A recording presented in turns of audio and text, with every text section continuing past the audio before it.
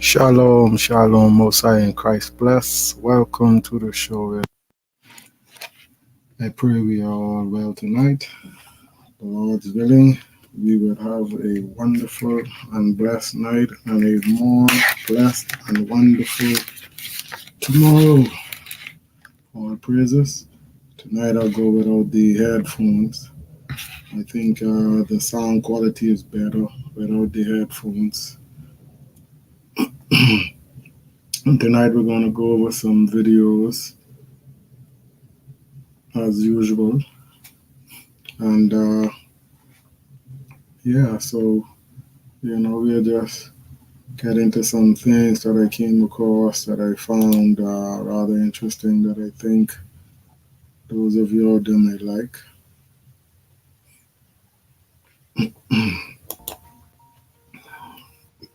So bear with me as we get my stuff set and I get these videos together for you.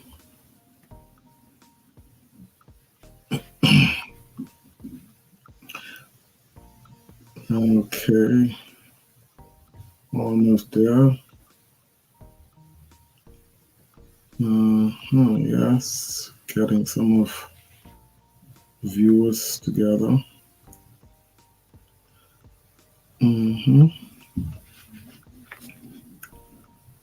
Okay.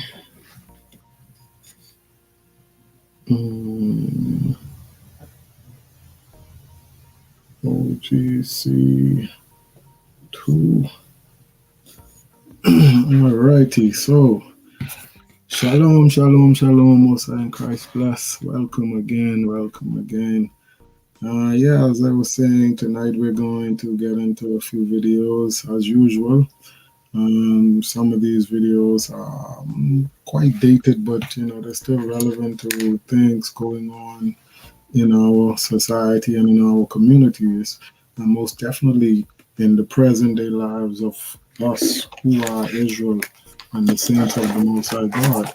These things will always be relevant to us and for us. All praises. So without further ado, let's get into this first video that I came across with this brother. He at some point had invited this sister out to what appears to be a lunch or early dinner or whatever it is, but I'm going to play it, and I welcome your input and your reaction to the video. Tell me, what do you think? This brother, was he wrong for what he did, or do you agree with what he did? So let's get to it. And don't pay for my food. Really? You put the phone out? Yeah, really? I put my phone out. What steak is so good? That's cool. If you invite somebody, don't y'all expect them to pay for your food? You Baby, invited me here. Don't you expect it? Like, I don't pay for women if I can't touch them. Y'all look like y'all think because you pretty, I'm supposed to be just cashing my money. The point of the date is to get to know each other. We didn't know each other. I'm gonna eat. You pay for your food. I pay for my own food, right?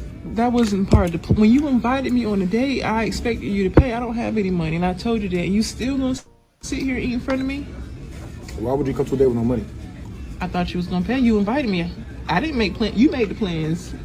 You made the plans. You should have the money. No, you said we should go out to eat. I said okay, cool. No.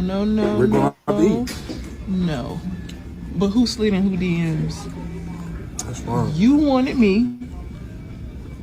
Am I wrong? Am I right or am I wrong? I'm just tired of these broke trying to use. Nah, I understand you. I'm saying these broke are trying to use their money. Thinking they but you put me in the same category as them.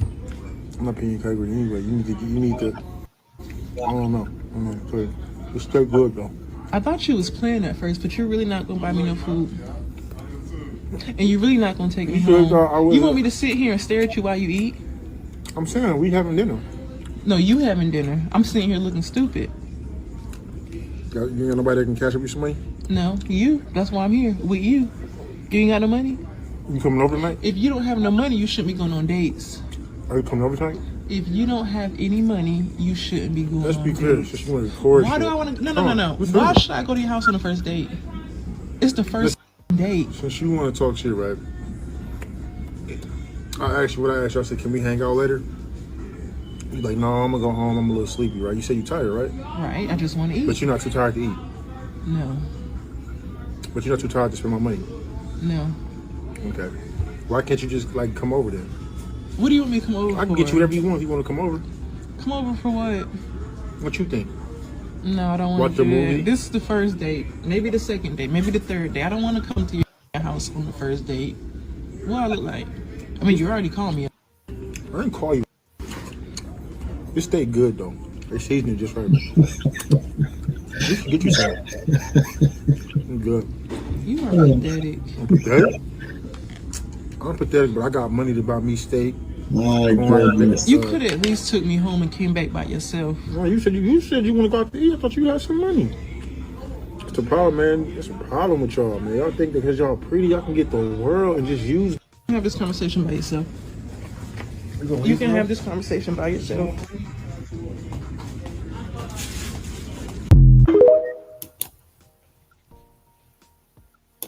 So there, we saw a video with apparently a brother and a sister who were, for all intents and purposes, getting to know each other. And both of them planned a meeting. From what the brother was saying, he invited her, I guess, to come over, and she said, well, she was tired, but they could go out for dinner. And the brother, I guess you could say, he obliged her, and they met. Now we see that this brother, he ordered steak. He didn't order anything for the sister. He sat down and he's eating. Didn't offer her a meal. Here she is, practically begging him, and he's still not even interested in trying to appease this sister by buying her a meal. He's like basically telling her if she wants his money, she has to come over to his house. And then we know where that leads to, because obviously, from my understanding, it sounds like they're in Israel, because I vaguely heard the brother say courting. So it speaks to mind that they are so sad under the banner of Israelites. And as I said, just tell me what you think about the video. Was this brother right? Was this sister right? Or were they both wrong? Or were they both right? But, it's in your view. But on to the next video. This video, as I said, it's a bit outdated, but it holds merit to things that are still going on, which affects the community today.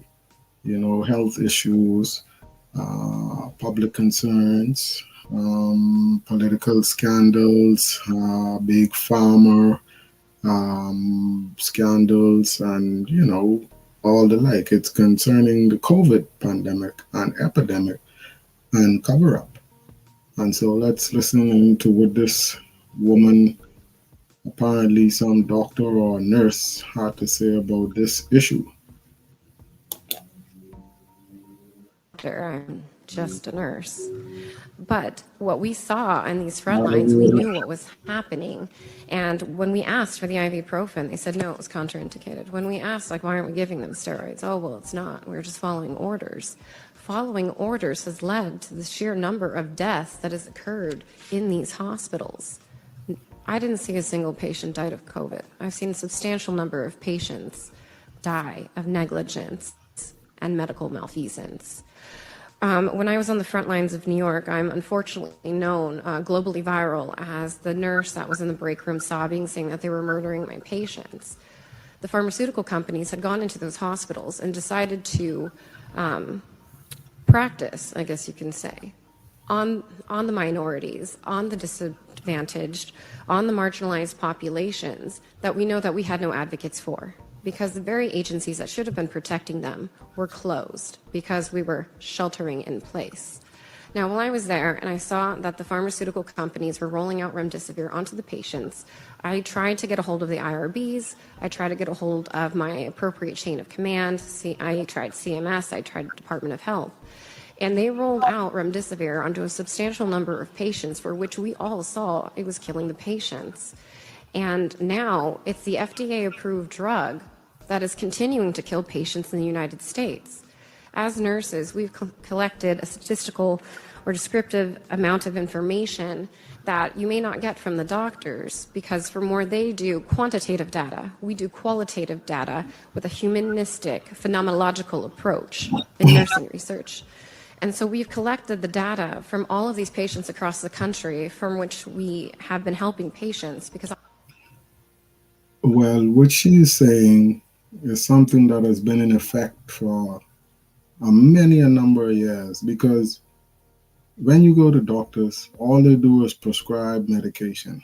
Some that are fairly new, some that are in trials, some that I would think might not even be on the market yet, because they're not privy to tell you information regarding, well, where this medication came from or what's in the medication, not unless you ask.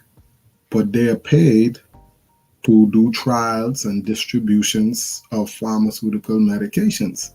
That is the way they make money. Okay? So if you come to them and you complain of a problem with your kidney, you complain of a problem with your lung, these pharmaceutical companies make these medications and they say these are to be used with cases of cancer, cases of pneumonia, cases of whatever. And so the doctor only wants to hear, well, okay, this is what's going on with you, and they prescribe these medications. And that's the way the world has been forwarding toward, because the doctors of today's world don't take care and treat patients.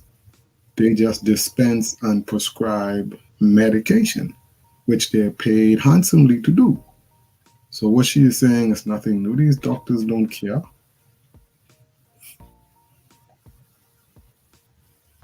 I formed the organization American Frontline Nurses and the Advocacy Network so nurses could advocate for these patients. And all of this data pool shows that as these patients get remdesivir, they have a less than 25% chance of survival if they get more than 2 doses. Now they're rolling it out on children as well, and into the nursing homes or skilled nursing facilities as early intervention, when, as Dr. Pierre Corey and Dr. Merrick have already demonstrated, that there are cost-effective medications out there, and we are going to see the amplification of death across our country. And we haven't even touched on the vaccines, for which all of our expert panels have already very well described that situation, so I won't touch on that, since many of them are by far superior to me than even I could ever hope to be. But I can tell you that 2 days ago, I flew out my first 10-year-old with a heart attack, and I had to fight the doctor in the ER because he's like, 10-year-olds don't have heart attacks. And I argued back and forth for 30 minutes to force his hand to get an EKG to find out that he had almost a complete STEMI, which is ST elevated myocardial infarction, for which you could see it lit up on the 12-lead EKG. And he's like, well, that's not possible. And I'm like, well, he was just vaccinated yesterday. It is very much possible. At any given time, people are getting a hold of me and the nurse advocates at American Frontline Nurses to help advocate, because as you've seen, there is victim shaming. That it's anxiety, it's this. But in actuality, if they put down that it was a vaccine injury, the physician, the corporation, the hospital, the clinic, they actually won't get reimbursed, so it gets labeled as anxiety or neuropathy or Guillain-Barré syndrome, when in actuality, it's very realistically a vaccine injury. Now, I'm not, even though I founded American Frontline Nurses, I've traveled extensively to South America, India, and South Africa, working in hot zones, stopping the spread of the virus, and working with early intervention. And nowhere in those countries, in developing nations, do I see these issues that we see here in the United States. It's actually, I'm a very proud American citizen. I come from a family of immigrants, and my mother told me that the United States is the best country in the world, though granted I am biased being an American. And our level of healthcare has been deteriorated to substandard third world nation healthcare, whereas. And you hear what this woman is saying? That their country is the greatest nation in the world with first class medical care and, you know, other things, but medical care is what she is talking about, because America is the playground for trials of drugs. It's the playground for manufacturing of what is it called? I forget the word that they use. These drugs that they make, but are not allowed to distribute in America. So they send them to, like she said, third world countries or impoverished countries, and they try and they use them on people who have no means of better health care. So these drugs that they send out to the rest of the world that they're not allowed to use in America is the reason why their country would say they are the best at healthcare, because they send drugs that kill other people in their countries. The doctors in other countries prescribe their drugs to their patients, which in turn kill them, which in turn gives them bad health care, along with the fact that they can't get adequate doctors, they can't get adequate nurse, they don't have adequate equipment. But the main thing is, when you look at these impoverished countries or third world countries, as she said, they are stomping grounds for experimental drugs, which America does not allow these pharmaceutical companies to distribute in their country. But they don't stop them from sending it out to third world countries, polluting and killing those people. So she is speaking to a fact that, you know, in essence, they are the giants of pharmaceutical and medicine, but they did get that from other nations who come there because they are invited to come. They immigrate doctors from India, immigrate doctors from all over the world who come with their brilliance, sell it to America, and never look back at going back to their country where their people are dying and suffering. And this is what is building their empire. It has been doing so for generations, and it continues to do so. I tell people you are better off in South America in a field hospital than you are in level 1 trauma designer hospitals in the United States. As nurses, we are getting reports across the country from our American frontline nurses about patients not getting food, patients not getting water. How come a patient hasn't been fed in 9 days? Why do I need to get a court order to force a hospital to feed a person who isn't intubated and who's literally telling you they would like food? Oh, well, you can't take your BiPAP mask off. Well, that's what us nurses are for. We're going to help you take that off and we're going to help you eat, but we're not allowed to. If they're on a ventilator, they're not getting basic standards of care. I've had patients that haven't been bathed, haven't been fed, haven't been given water, haven't been turned. And if you ask me, this isn't a hospital, this is a concentration camp. That's right. Absolutely it is. Nowhere in the United States do we isolate people for hundreds of hours at a time with no human contact. It's not even allowed in the prisons. You are not allowed to isolate a prisoner for beyond a certain extensive amount of time because it is horrible for their mental health and is considered inhumane. However, in these hospitals now, we're allowed to isolate patients from their families for days, and you have to say goodbye to them over an iPhone, as Jennifer Bridges has just demonstrated to us, or she has to shuttle people in to see. And personally, I was fired for sneaking a Hispanic family in to say the last rites to their family. And so thank you, Senator Johnson, for giving nurses the opportunity to come and represent our patients, because as you can see, we're not often thought of as leading professionals, though we are the missing link between the doctors and the patients. So thank you so much for this time. Okay.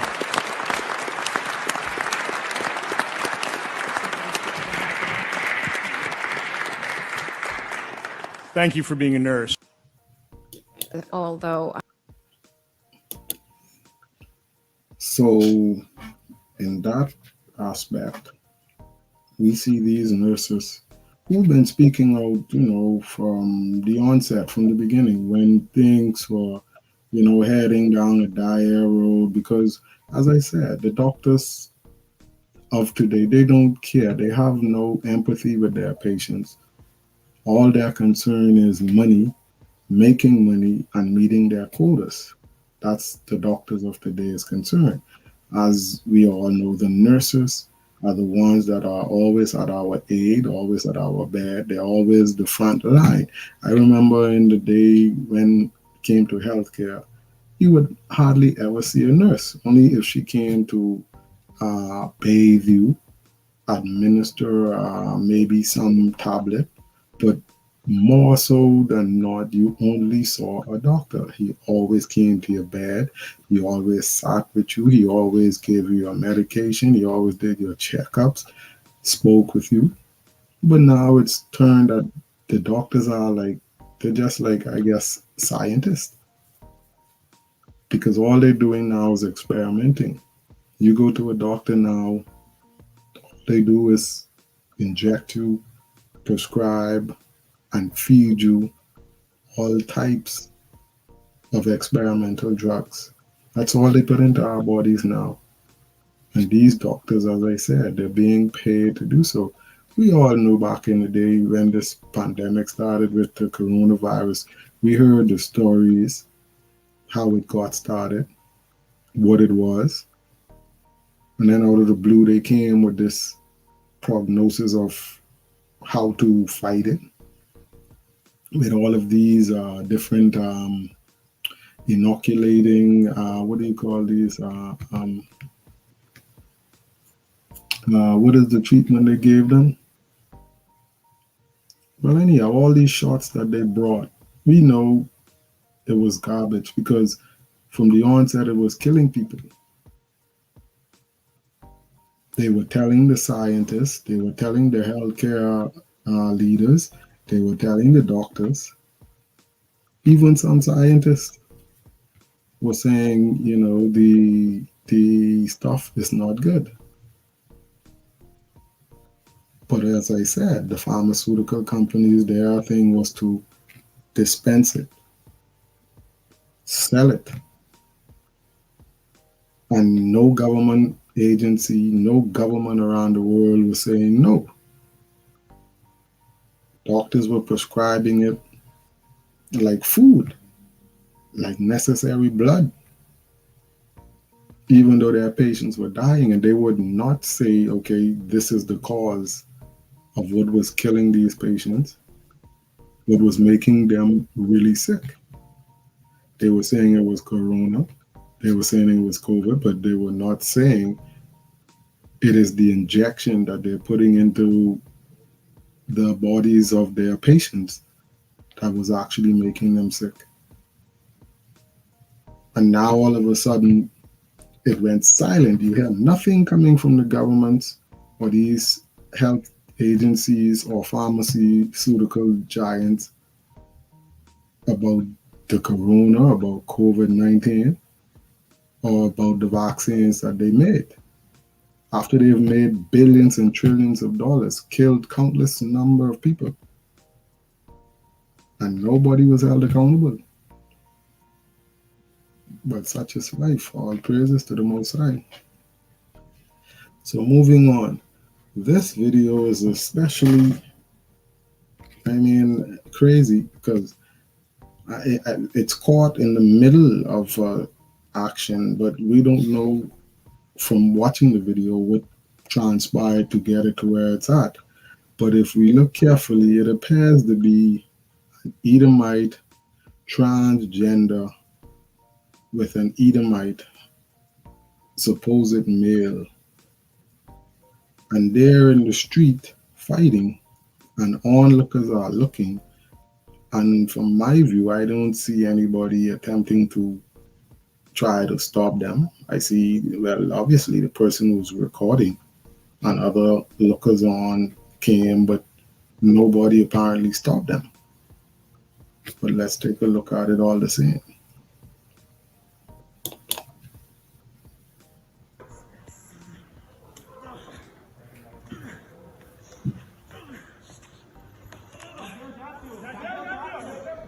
Yep. Deixa, deixa.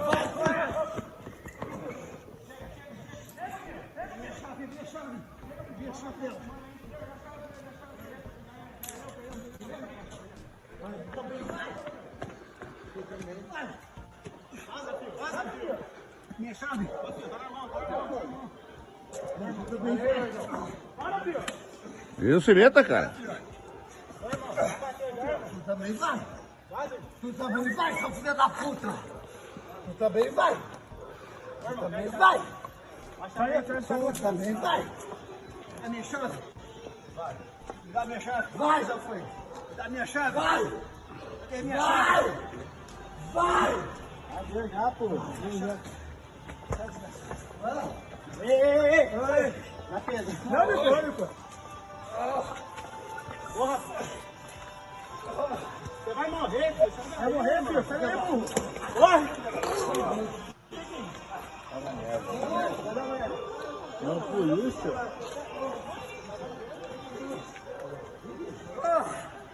Você não vai me ajudar. Você não tá com certeza.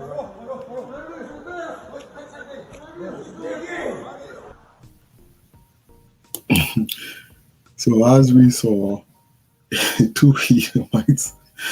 Oh, this is crazy. I tell you. I mean, where is the sanity in this world when it comes to these heathens? They have no form of decency, no form of shame. Oh my goodness. They are brawling. And that one is stark naked. Wearing his, what I think it was heels. I mean, I just can't understand what happened, what went on there. But as I said, we caught it in the middle of all of the action. People recording, other onlookers passing by. They came, nobody attempted to stop them. They stopped and went back at it again. What do you think transpired to cause this? Because evidently one of them is aggrieved over something. And apparently it is a supposed female and a male. So in all likelihood, it's something to do with sex, I would assume. I could be wrong, but as I said, you know, that's the only likely conclusion that we could come to. But all praises, it is as it is. You know, I have to look at that again. Forgive me, but I have to see that again to get a better understanding of what I think it may be of.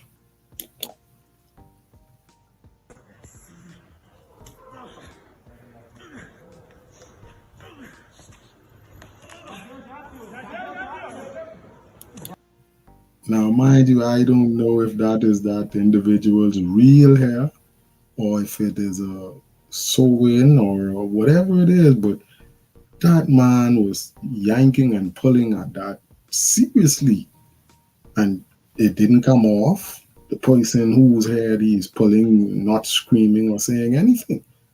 I don't know. Somebody is either high on drugs or drunk out of their mind or something. But anyhow, let's continue. Deixa.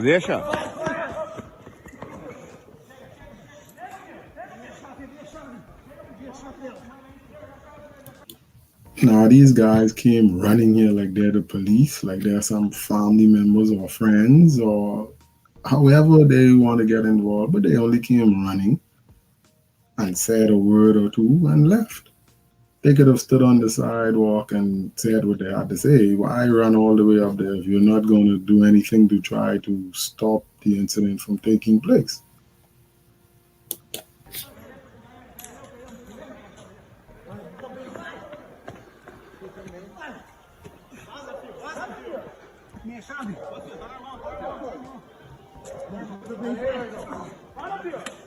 Viu, Sileta, cara? Tu também vai. Tu também vai, seu filho da puta. Tu também vai. Tu também vai. Tu também vai. Dá minha chave. Vai. Me dá minha chave. Vai, já foi. Me dá minha chave. Vai. Cadê minha chave? Vai. Vai já, pô. Ei. Na pedra. Não, pô. Porra. Você vai morrer, filho. Você vai morrer, filho. Você vai morrer. Corre.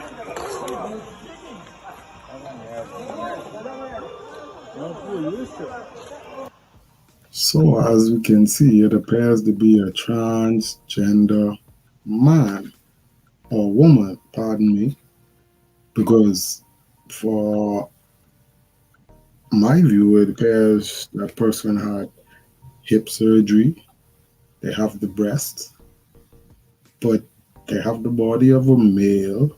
Well, not the body, the physique of a male's apparent face, because I think I see a beard or a mustache, and they have a big bald plate. Mind you, women often have bald plates themselves, but I mean, it's more apparent and associated with men.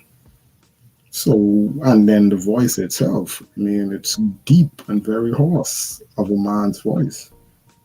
So I've come to the conclusion it is a transgender male transitioning to a female, or maybe they're happy with where they're at and not going any further. But needless to say, it is a strong woman fighting an equally strong man, because at one point this fella had her down in the streets bashing her.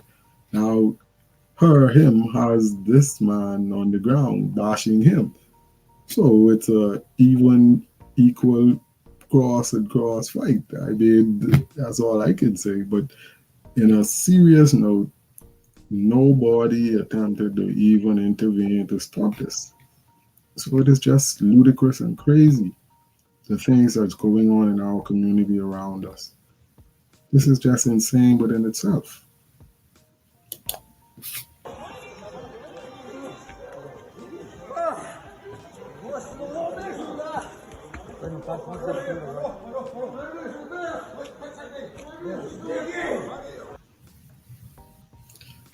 As we see everybody coming, looking on, saying whatever it is they're saying, but nobody's doing anything. And that's the trouble with society today. Nobody, it seems, to care.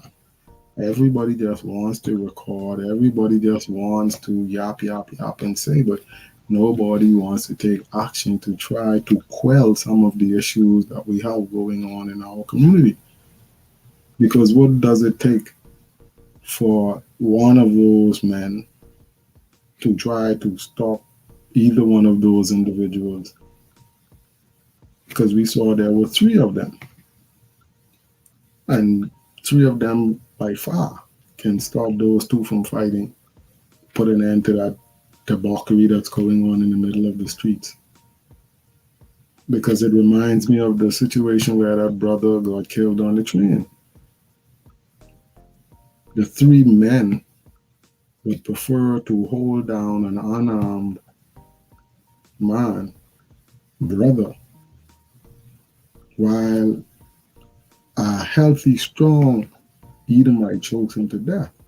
Everybody's on looking, everybody's recording, but nobody would stop and help that brother and say, listen, man, let him go. With so many of us here, what is he going to do? He's unarmed. Who can he hurt? This is the problem in society. We have become a nation of just onlookers, no doers, no helpers. And everything that happens is retroactive, not proactive. We all react after the situation has already happened. But again, such is life. These are the ways that things are shaping up and happening and taking place. Okay? So let's move on to this video. Well, this video speaks a lot because it dawns prophecy of things that are spoken to happen and to come. And one of the things that to come is the Great War, which is going to happen. And it's shaping up right around us right now as we speak. Because in Revelation 17, it tells us that the nations are going to join together to fight the war. Okay? And we know who the whore is. The beast is going to fight against the whore. But let's take a look at the video and hear what's going on. Over the past week has gotten virtually zero coverage, and that is the peace accord between Saudi Arabia and Iran. These two countries are sworn enemies. This is Sunni and Shiite Muslim. They're the two biggest players in the region, and they hate each other. But now they have an agreement for peace. And just as significant as the peace accord itself is who brokered it: China. That's right. China was able to achieve peace in the Middle East. China is seen now on the international stage as the adult in the room. But wait, there's more. The other important part about this is there has been rumors and ongoing conversations from Saudi Arabia about settling their oil trades in the yuan, China's currency, replacing the dollar. So the dollar's global reserve currency status would be thrown in serious question if the Saudis began transacting their settlements in yuan. On top of that, there are other rumors about Saudi Arabia and Iran joining the BRICS nation alliance, which is Brazil, Russia, India, and China, okay? If Saudi Arabia and Iran were to join the BRICS alliance, that would mean all of the major oil producing countries in the world would be part of that alliance. They would also have about half of the global population. There isn't much need for the US in that system. There is a new table being built before our eyes, and the United States does not have a seat at it.